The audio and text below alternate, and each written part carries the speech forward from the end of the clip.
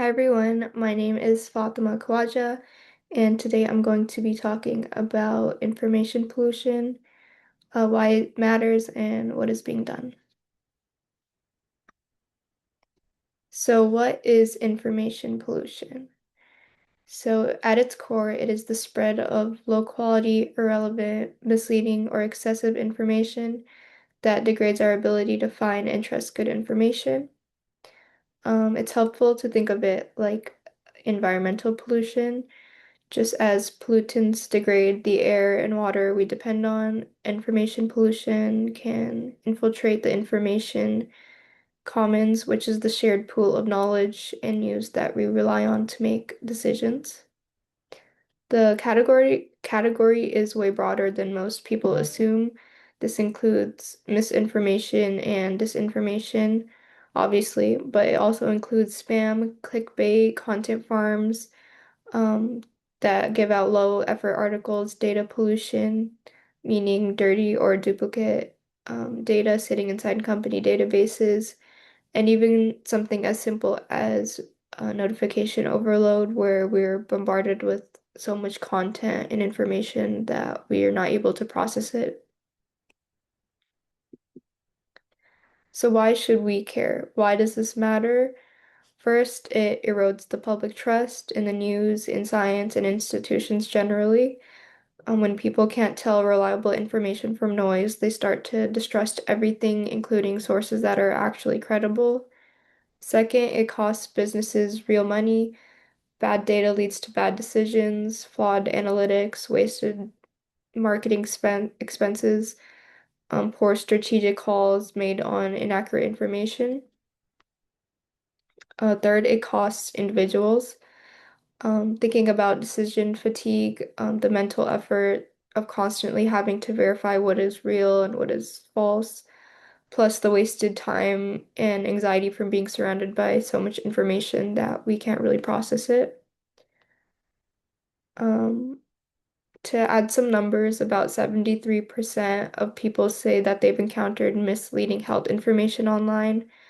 Poor data quality cost the global economy an estimated $3.1 trillion a year. And on average, people spend just 6 seconds evaluating a headline before even deciding whether to read it or share it. Moving on to the types of information pollution. So, breaking it down into the specific types, we have misinformation, which is the false information shared without intent to deceive, um, meaning someone genuinely believes it's true and passes it around. And disinformation, which is different, which is the false information spread deliberately and usually for political or financial gain. Then there is spam and clickbait, which is content engineered to grab um, an emotional reaction rather to inform. Content farms and AI generated content take that further with mass producing low quality articles, um, optimized for search engines rather than accuracy. And then on the data side, we have data pollution, which is duplicate, inconsistent, or outdated records that degrade the databases and analytical organizations that depend on them.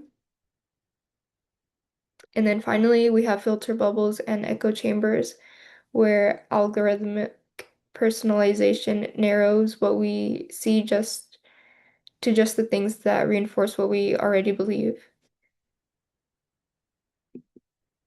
So, how did this become so widespread? First, the algorithmic feeds. The social platforms are optimized for engagement and not accuracy. So content that goes viral simply spreads faster than the accurate content. Second, the barrier to publishing has essentially like disappeared. It's close to zero, so anyone can create and distribute content instantly. No fact checking and nothing standing between what's false information and the truth. Third is the attention itself has been monetized. There's ad revenue models that reward videos that are viral rather than accurate and true. And this incentive structure of the internet rewards being interesting more than true, true or accurate information. And then fourth, we have generative AI, which has kind of pushed all of this, which lets anyone produce large volumes of content cheaply and quickly, whether it's true or false. And then when you put all those together, you get a system where there's a large volume and virality, which is rewarded far more than content that is reliable and accurate.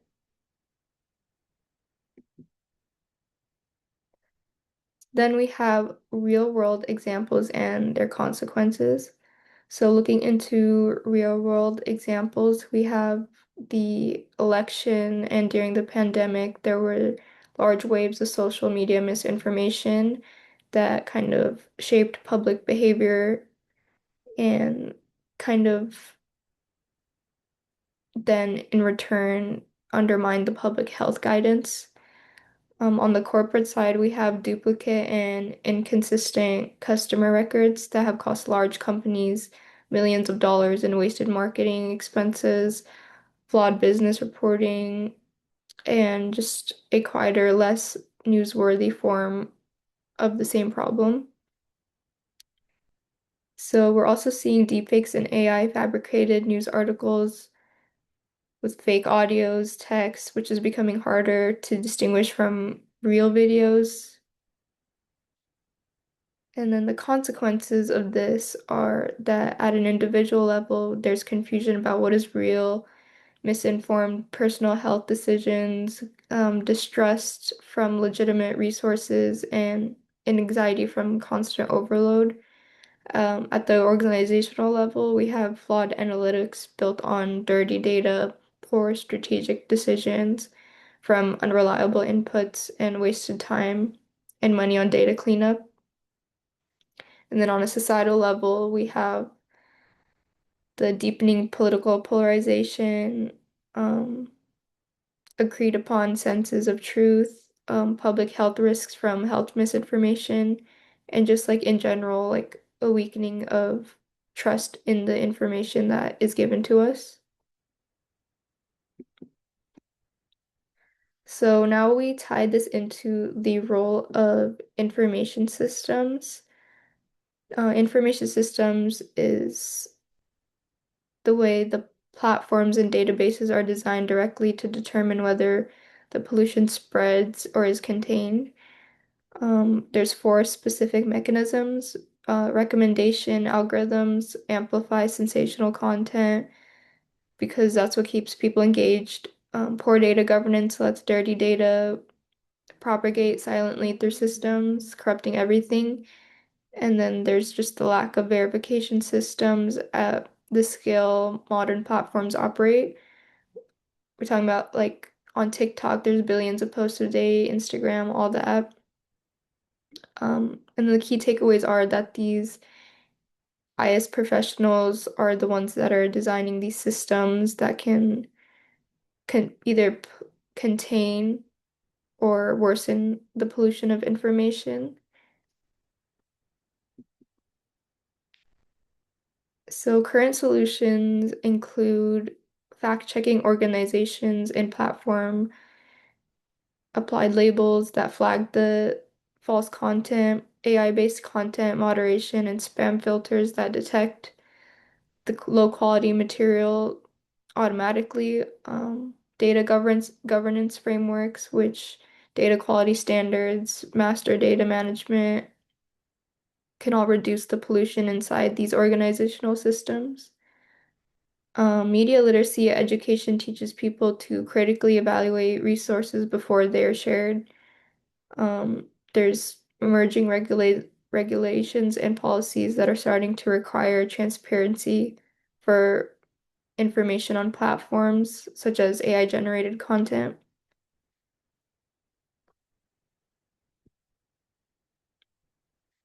So last we have the quiz question, which is which of the following best describes disinformation? A, false information shared without intent to deceive. B, false information shared deliberately to deceive. C, accurate information shared too frequently. And D, a type of data duplication error. So I will leave the answer to you guys. And that is all for the presentation. Thank you for watching.